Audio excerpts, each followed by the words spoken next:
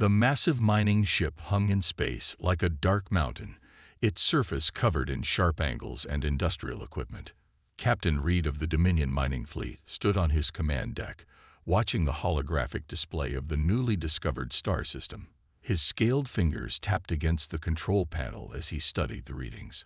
"Sir, we've detected unusual energy signatures on the third and fourth planets," his sensor officer reported. "They appear to be artificial structures." Reed's inner eyelids blinked rapidly. This system was supposed to be uninhabited. The preliminary surveys had shown rich mineral deposits, especially rare earth elements that the Dominion desperately needed. But now they had found signs of primitive civilization. "Show me," he ordered. The hologram zoomed in on a collection of domed buildings on the third planet's surface. Small vehicles moved between them, and artificial lights dotted the landscape. Reed recognized the signs of an early spacefaring species. He had seen such colonies before. "Scan their technology level," he commanded. The results made him laugh. These creatures were barely able to achieve faster-than-light travel. Their weapons were primitive, their shields basic. They would be no match for even his mining fleet's defensive capabilities.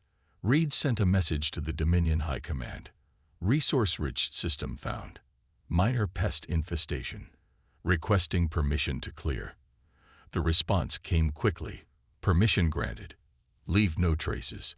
The mining fleet moved into attack position around the colony. Reed didn't bother with warnings or demands for surrender. In his experience, primitive species only complicated things with pointless attempts at diplomacy. Better to remove them quickly and begin mining operations. "All ships, open fire," he ordered. The colony never stood a chance. Energy beams cut through their weak shields like paper. Buildings exploded, atmosphere venting into space. The few defensive weapons they had were brushed aside by the mining fleet's superior technology. Within minutes, the colony of New Haven was reduced to floating debris. Reed was already planning the mining operation when his tactical officer shouted in alarm. Multiple contacts. Massive energy signatures approaching from the direction of the system's gas giant. The holographic display lit up with dozens of new contacts. Reed stared in disbelief as ships began emerging from faster-than-light travel. But these weren't the primitive vessels he had expected. These ships were sleek, powerful, and their energy readings were off the charts. "Impossible," Reed whispered. "They're just primitives. We scanned their technology level." "Sir," his communications officer called out, voice shaking, "we're receiving a transmission. They identify themselves as the Earth Defense Fleet." The message that followed was clear and threatening. "This is Captain James of the EDF 7th Battle Group. You have attacked a human colony without provocation. Surrender your vessels immediately or be destroyed." Reed laughed again, but this time there was nervousness in his voice. "They're bluffing. No species can advance this quickly. All ships target the nearest vessel and—" He never finished the order. A brilliant beam of energy sliced through his flagship's supposedly superior shields like they weren't even there. Alarms blared as secondary explosions rocked the ship. "How?" Reed demanded, watching as more human warships appeared. "Their technology was primitive. We checked."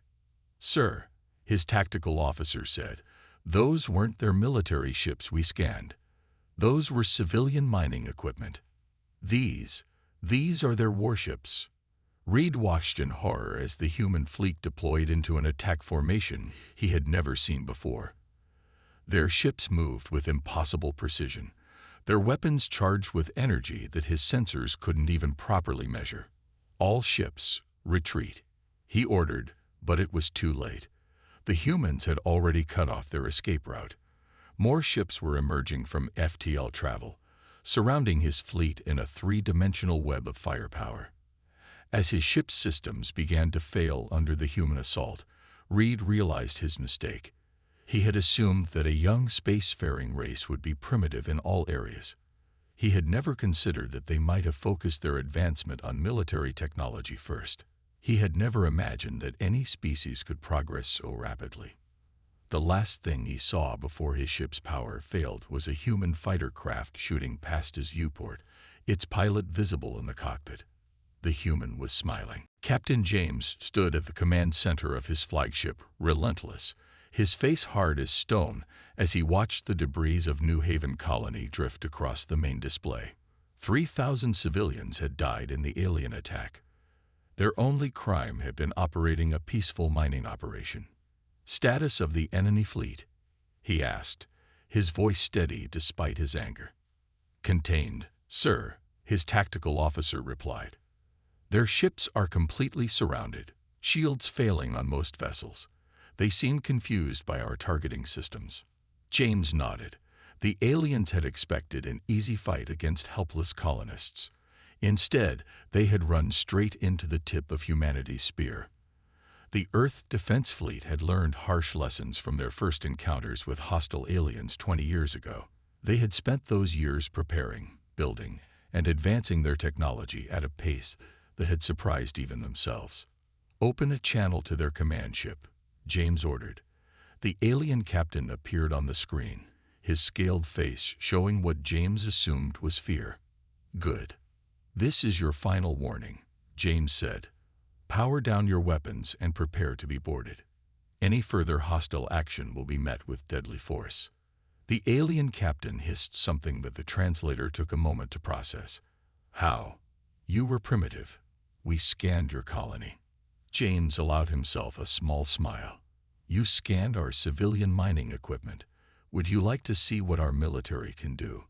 As if to answer his question, one of the alien ships tried to make a break for it, engines flaring as it attempted to slip through the human formation.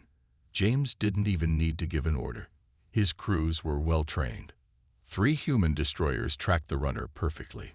Their quantum-locked targeting systems coordinated through the neural network, and they fired as one. The alien ship's shields shattered like glass, and the vessel itself split into pieces. "That was a warning shot," James lied. "The next one won't be. Stand down." The alien fleet powered down their weapons. James watched as Marines in powered armor began boarding operations. The aliens would learn that humanity's ground forces were just as advanced as their ships. "Sir," his communications officer called out. "Message from command. They're sending the diplomatic corps, but there's more." James read the message and felt his blood run cold. Long-range sensors had detected a massive fleet approaching. The aliens had called for reinforcements, and this time they weren't sending mining ships. "How long until they arrive?" he asked. 6 hours, sir. It's their main battle fleet. At least 300 ships." James looked at the tactical display. He had 40 ships under his command. Good ships with good crews, but still only 40. Even with humanity's technological edge, those weren't good odds. "Send word to Earth," he ordered. "Tell them to begin full mobilization, and get me Commander Kate on the Thunderchild. We're going to need those fighters of hers." As his crew rushed to carry out his orders, James studied the captured alien vessels. Their mining equipment was surprisingly advanced, but their weapons were ridiculously over-specialized. They had clearly never needed to adapt or improve them. Every weapon, every defense was designed to do one thing perfectly, with no flexibility. That would be their weakness. Humanity had learned to make their technology adaptable, their strategies flexible. They had to. Space was too big, too unpredictable for rigid thinking. "Sir," his tactical officer reported. "First wave of boarding operations complete. We've captured their databases. Get that to intelligence right away. Officer Mike is good at finding things we can use." James turned back to the main display, watching as more Earth ships arrived through FTL. They were coming in response to his call, but they wouldn't be enough. Not against 300 enemy ships. But that was fine. Humanity had always done its best work when the odds were against them. The aliens would learn that soon enough. "All ships," he ordered, "begin combat drills. We have 6 hours to prepare for the fight of our lives. Let's make them count." Commander Kate walked through the launch bay of the Thunderchild, watching as crews prepared fighters for combat. The massive carrier held over 200 of humanity's most advanced spacecraft, each one a blend of traditional engines and quantum technology. The aliens wouldn't know what hit them. Final checks complete, Commander, her deck chief reported. All fighters are armed and ready. Pilots are standing by. Kate nodded, her hand touching the neural link at the base of her skull. Through it, she could feel every fighter in the bay, their systems connecting to her mind. The aliens had nothing like this technology. They didn't understand how humans had taken the concept of neural networks and turned it into something revolutionary. Status report from the fleet, her second-in-command called out. Enemy reinforcements will arrive in 30 minutes. 322 ships detected. Time to show them what we can do, Kate said. She opened a channel to all pilots. Everyone to your fighters. This is not a drill. The launch bay came alive with activity. Pilots ran to their craft, each one connecting to the neural network as they strapped in. Kate felt them join the system one by one, their minds linking with their machines and with each other. Captain James is moving the fleet into position, her tactical officer reported. We're to launch fighters as soon as the enemy drops out of FTL. Kate smiled. The aliens thought they knew what fighter craft could do. They had probably seen old videos of Earth's early space combat, fighters moving like they were still in atmosphere. They had no idea what they were about to face. The minutes ticked by slowly. Kate used the time to run final checks on the neural network. 200 fighters, all linked together, all able to share targeting data and react as one when needed. It had taken years to perfect this system, to teach pilots how to handle the mental load of shared consciousness during combat. Enemy fleet arriving. The tactical officer shouted.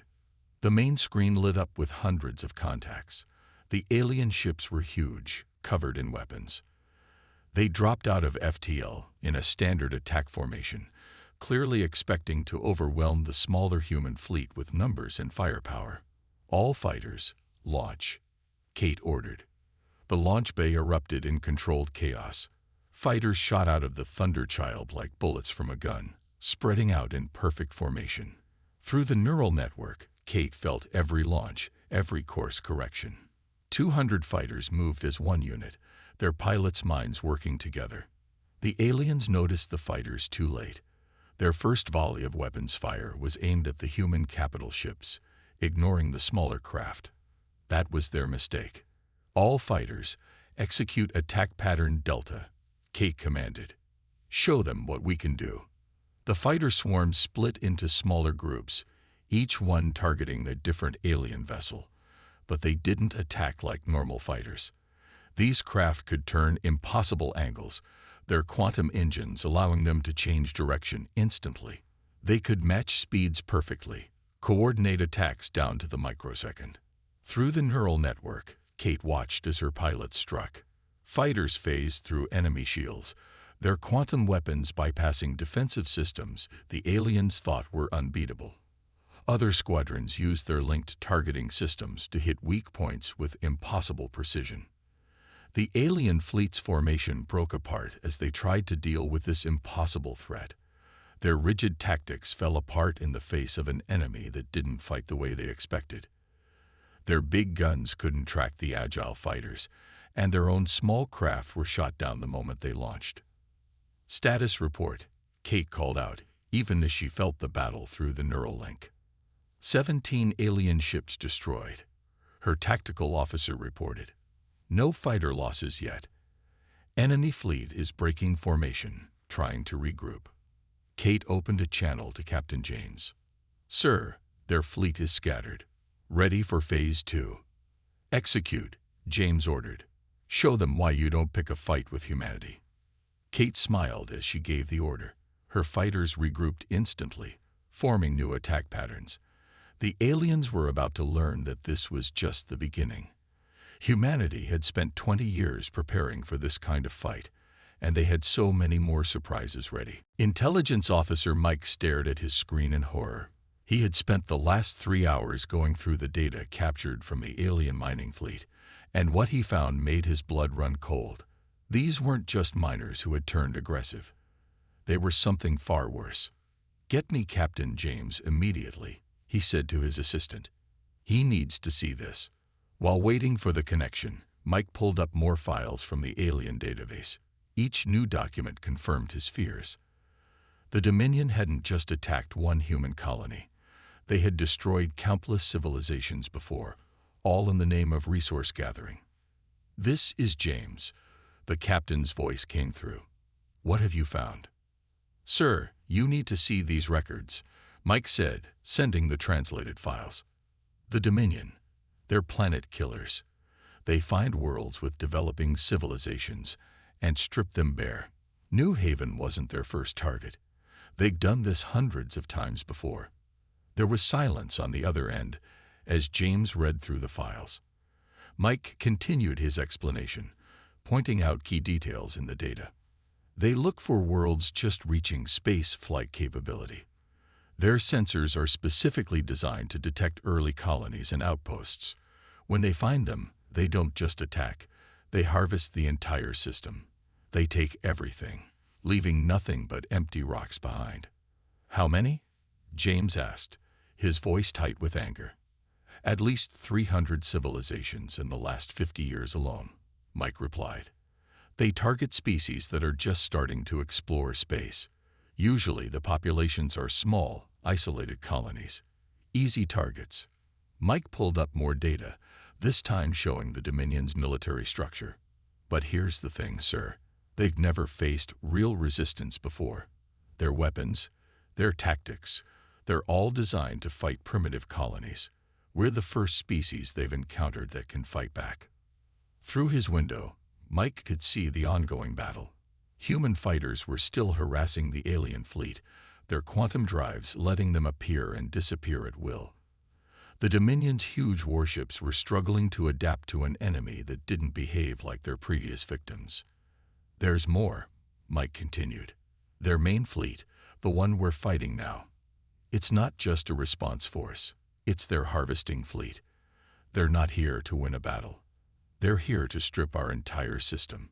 He sent another file to James, this one showing the Dominion's standard harvest operation. "They start with the outer colonies, then work their way in. They process everything: planets, moons, asteroids. They even scoop up the atmosphere if it has valuable elements. When they're done, nothing lives in the system. Nothing can live there again." "How do they get away with this?" James asked. "Surely other advanced species would stop them." "That's just it, sir," Mike said, pulling up a map. "They operate in this arm of the galaxy because no major powers claim it. We're in unclaimed space, along with dozens of other developing civilizations. The Dominion picks us off one by one, and nobody out there knows or cares." A new alert popped up on Mike's screen. More data decoded from the alien computers. "Sir, I'm sending you their next target list. After Earth, they plan to hit 3 more developing worlds. All of them have small colonies, just like New Haven was." James was quiet for a moment. When he spoke again, his voice was filled with determination. "Send all of this to Earth Command immediately, and get me everything you can about their fleet tactics and technology. If they want to harvest worlds, they'll learn that humanity isn't such easy prey." Mike nodded, already pulling more files. Through his window, he watched as another alien ship exploded under coordinated fighter attack. The Dominion had spent centuries perfecting their harvest operations, but they had never needed to improve their combat capabilities. They had never faced an enemy that could really fight back. Now they were facing humanity, and humanity had spent the last 20 years preparing for exactly this kind of threat. The Dominion was about to learn why that was a mistake. Lieutenant Tom checked his stealth suit one final time as his small infiltration ship drifted silently towards the Dominion command vessel. His team of 4 waited behind him, their own suits running silent. The quantum cloaking technology that hid them from alien sensors had been expensive to develop, but right now it was worth every penny. "Remember," he whispered through the neural link, "we need their command codes and battle plans. Getting caught is not an option." The massive alien ship loomed ahead of them, its hull scarred from fighter attacks. The battle still raged around them, but their tiny ship slipped through the chaos unnoticed.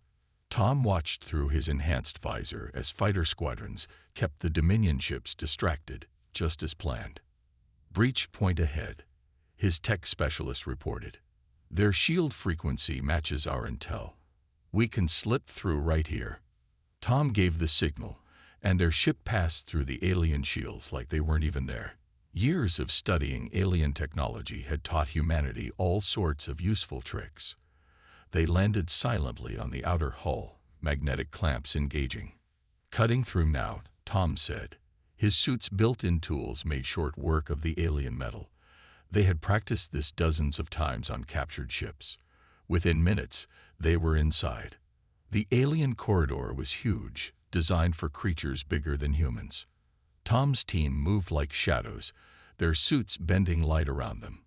The few alien crew members they passed never noticed them. Their target was the command center, 3 decks up.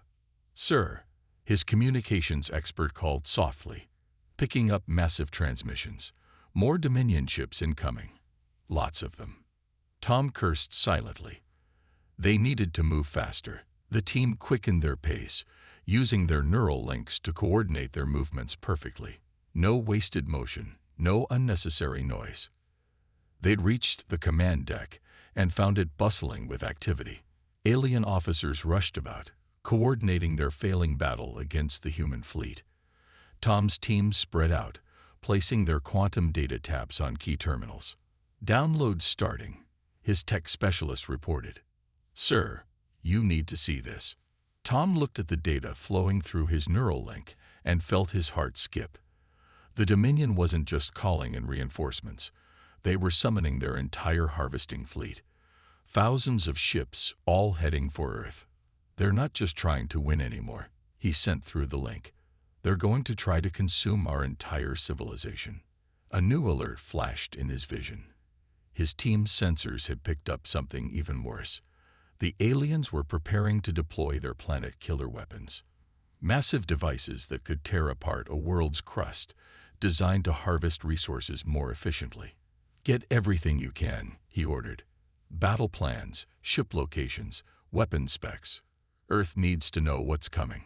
His team worked quickly, their quantum data taps pulling information faster than any normal computer could handle. Through the neural link, Tom could feel the growing tension. They had minutes at most before someone noticed the data breach.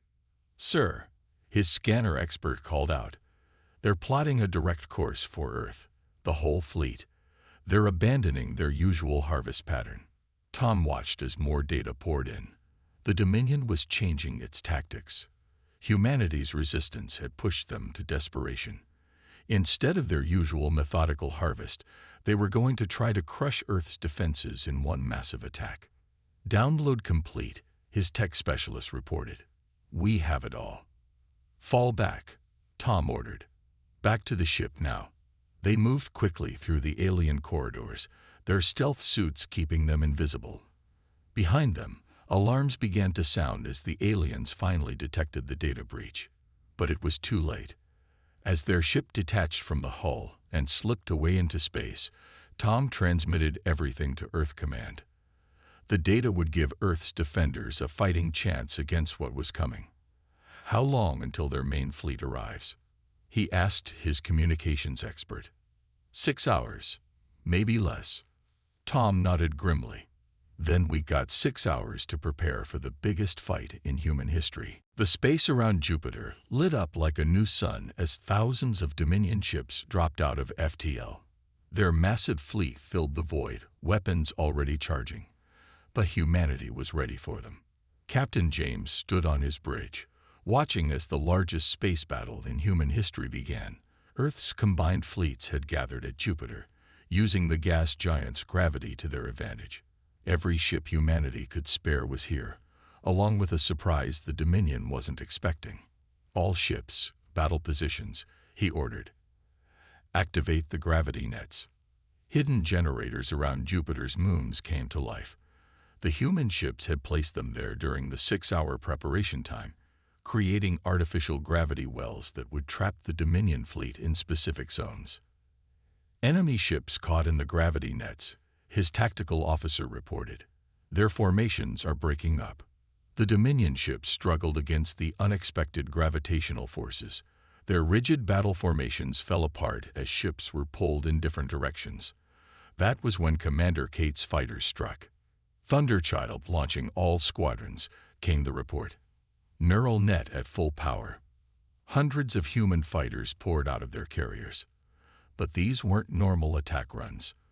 The fighters were flying in strange patterns, their quantum drives creating a web of energy across space. They were using a tactic the Dominion had never seen before.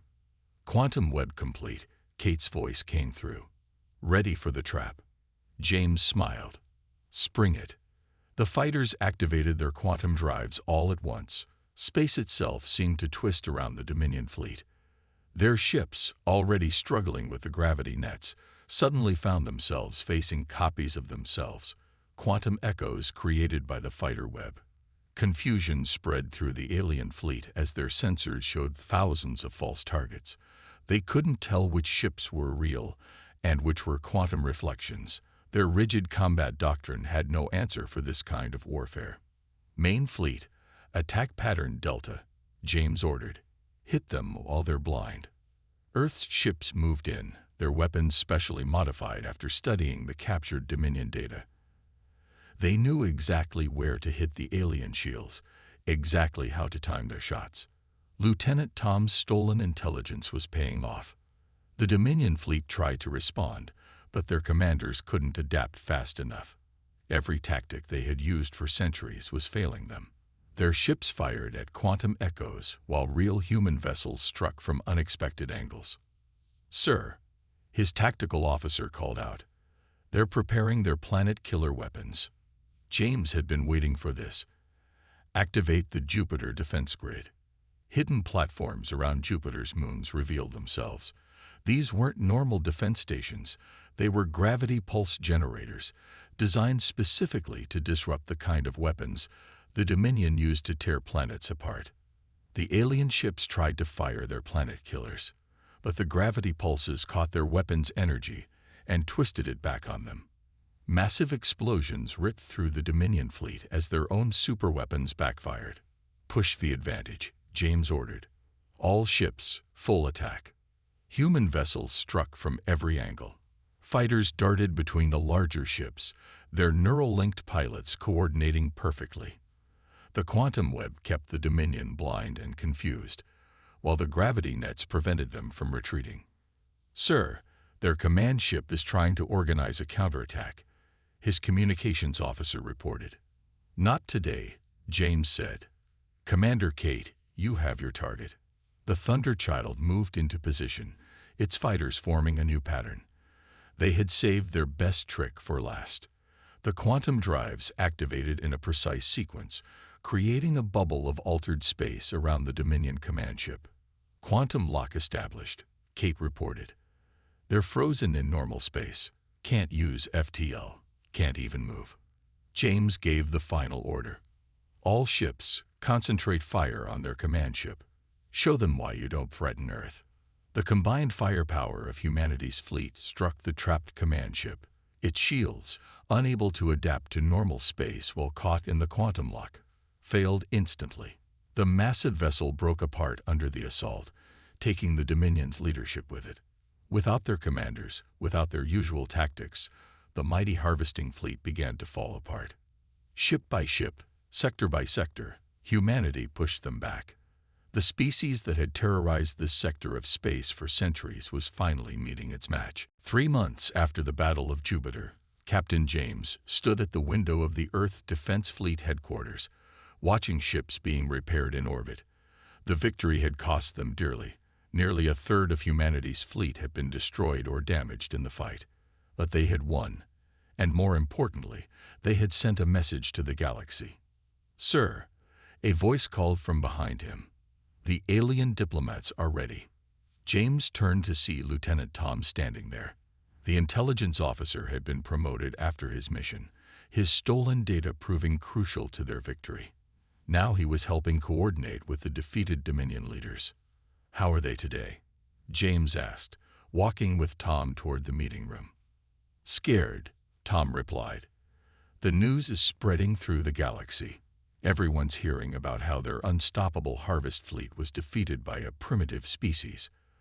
Other civilizations are starting to resist them now." The meeting room was large, with windows showing Earth below. Commander Kate was already there, along with Intelligence Officer Mike and several Earth government officials. The alien representatives sat on the other side, looking uncomfortable in the human-sized furniture. "Let's begin," James said, taking his seat. "You've had time to consider our terms." The lead alien, no longer wearing the elaborate armor of the Dominion but simple diplomatic clothes, nodded slowly. "We have. The Dominion accepts your demands. We will withdraw from this sector of space entirely." "Not good enough," Kate said firmly. "We want more than that." Mike activated a display showing star maps. Red dots marked hundreds of worlds, all the civilizations the Dominion had destroyed over the centuries. The aliens flinched at seeing their crimes laid out so clearly. "You're going to help us protect those developing worlds," James said. "All of them. Your ships will be refitted for rescue and support missions. Your technology will be used to help civilizations grow, not destroy them." "Impossible," one of the aliens protested. "The Dominion exists to harvest." "The Dominion exists because we allow it to," Tom cut in. "Would you prefer we share our quantum weapon designs with those other civilizations? Show them how to fight back like we did?" The aliens fell silent. They had seen what human technology could do. Their fleet, once thought invincible, had been shattered by human innovations. Their rigid society was already cracking under the devastating defeat. "We've examined your ships," Kate added. "Your mining technology, properly used, could terraform dead worlds. You could build colonies instead of destroying them, help civilizations expand instead of wiping them out." "And if we refuse?" the lead alien asked quietly. James leaned forward. "Then we'll do it ourselves. We'll free those worlds anyway. And the Dominion will be remembered only as the monsters who failed to stop humanity's rise." The aliens spoke among themselves in quick, harsh whispers. They knew they had no real choice. Humanity had not only defeated them, but had also exposed their crimes to the galaxy. Their reputation for invincibility was shattered. "We accept," the lead alien finally said. "The Dominion will comply with all demands."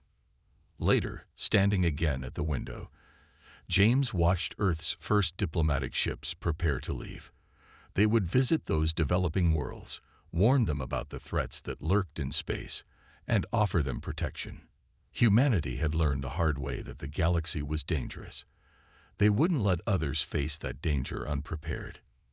"Messages from the fleet, sir," Tom reported, joining him at the window. "Our ships are already finding more colonies out there. Young civilizations just starting to reach for the stars. And now they'll have a chance to reach them," James said. "How are the repairs coming?" "Ahead of schedule. The aliens are actually helping, now that they're not trying to kill us. Some of them seem almost relieved to be doing something besides destroying worlds." James nodded. Humanity had done more than win a war. They had changed the very nature of their enemy. The Dominion would never again be the terror of developing worlds. Instead, they would help protect the very civilizations they once hunted. "The galaxy's changing," Kate said, joining them. "Other species are reaching out to us. They want to learn, to trade, to ally with the humans who defeated the Dominion." "Then we better be ready," James replied. "Because I have a feeling this is just the beginning of humanity's role in the galaxy."